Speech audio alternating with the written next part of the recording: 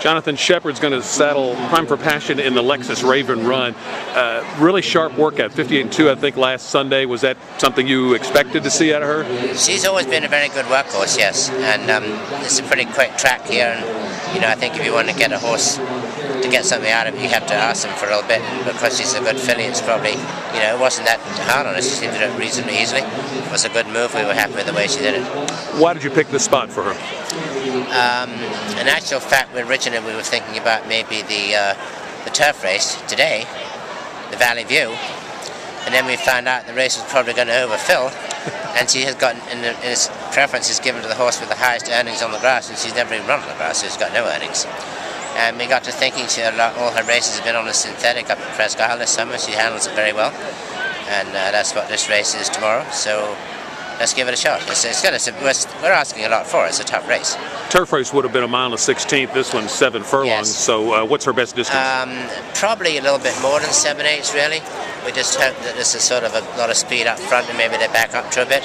I mean, she is a nice filly, and it's a long run from the 7/8 pole chute, which might not be that much difference. It's a fast run 7 furlong race to 1 1/16, where everyone kind of takes the whole going around the first turn. So I don't think the distance need necessarily be a problem. Angel Terrace, Shepherd's Pie, and the Rood and Riddle Dowager on Sunday. How are they coming up to the race? They're both doing well. Shepherd's Pie would take a little bit of a shot. It might be her last race before she retired for breeding. We know she loves the distance, and it's very hard to find allowance races going that kind of distance, so we're going to give it a shot and see what happens. Will definitely get the trip. Whether she's good enough remains to be seen. Angel Terrace, very consistent, hard-knocking filly, been running well all summer.